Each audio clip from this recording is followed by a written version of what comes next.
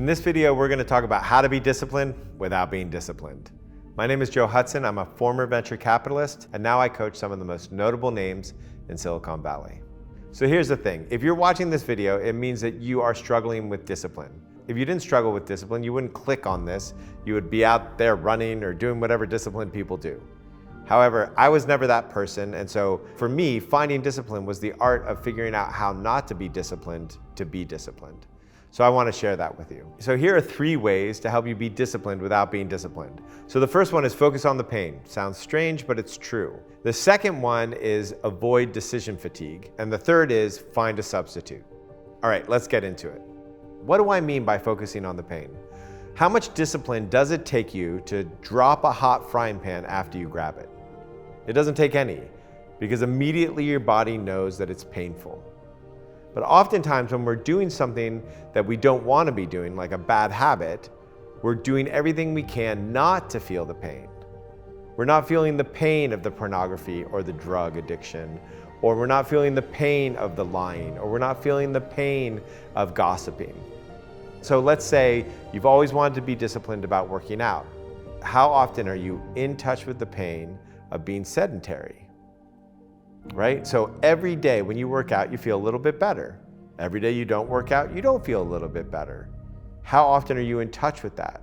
So if you slow down the process and really feel the pain of it, not tell yourself you need to change, that doesn't work, hasn't worked for a decade, probably isn't going to work for the next decade, but actually feel the hot frying pan of the thing. And if you can really feel that and sit with that enough, you're going to be like, oh, I'm going to go work out. So here's a great story about this. I had a friend who was constantly overeating.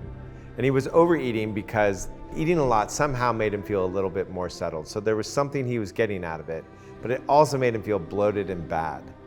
And so he decided what he was going to do is every time he overate, he was going to sit silently for 10 minutes and just feel the bloating, just feel the pain of overeating. And he was never going to tell himself not to do it. He wasn't going to tell himself to eat less. He was just going to feel the sensation. And over time, and not that much time, but over time, he stopped overeating because he knew how much it hurt him. And it was just as simple as that. It was just bringing awareness to the pain, and that makes it so that you don't have to be disciplined. You just drop the hot frying pan.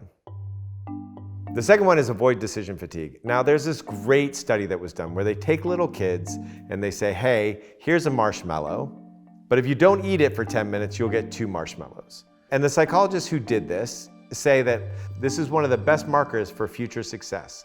A person who doesn't need to immediately be gratified, who can delay gratification, are much more likely to be successful in life. But the thing that's really interesting is if you watch those kids and their marshmallows, the ones who are successful look away from the marshmallow. They don't sit there and go, should I eat it, should I not eat it? Should I eat it, should I not eat it? Should I eat it, should I not eat it? They go, oh, I'm just gonna go away. I'm gonna just look at something else. I'm gonna distract myself from it so that I don't have to make that decision.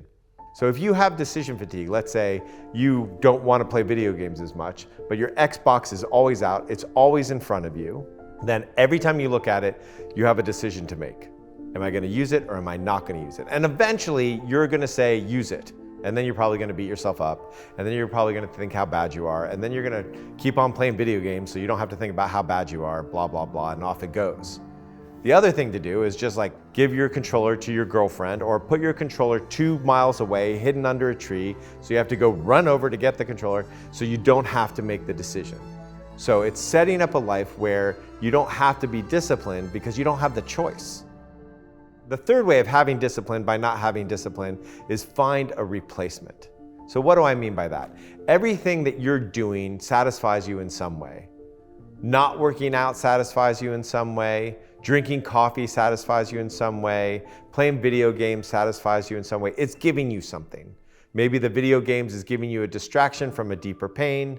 Maybe drinking coffee gives you energy. Maybe not working out makes it so that you don't beat yourself up for not working out enough when you go to the gym. There's always something that what you're doing is giving to you. And the idea behind find a replacement is to look at what it's giving you. Honestly, really take a look at it.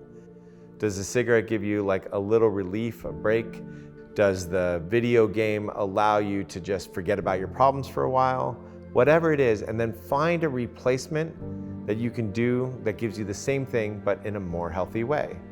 So for instance, if you ride horses, you're also going to not be able to think about anything else when you're on the horse. So that could be like a video game replacement, or golf, or pickleball, any kind of exercise that is competitive. Look for something else that you can do that gives you that same break.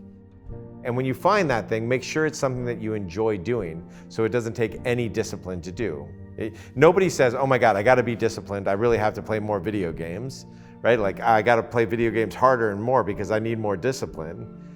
The things that are enjoyable to do, you can do, and they can give you the same thing, and they can be good for you. And that's the trick, is to find those enjoyable replacements. So those are 3 ways you can have discipline without having discipline, but there are other ways as well. And the thing that's really critical to finding those ways is to not shame yourself. When you shame yourself and tell yourself you're bad because you didn't live up to the idea of discipline in your head, all it does is create this vicious cycle where you feel bad, and then you continue to do the thing so that you can avoid feeling bad, so that you can feel bad, so you can continue doing the thing. So the thing to do is to really be gentle with yourself. And the more gentle you can be with yourself, and the more you can look around and say, what are other options besides telling myself I should be disciplined, the more you can find the alternatives that get you the life that you want without having to be really hard on yourself and be really, really disciplined. So if you like this video, feel free to subscribe, or write down in the comments other videos that you want us to make. And of course, you can watch the next video.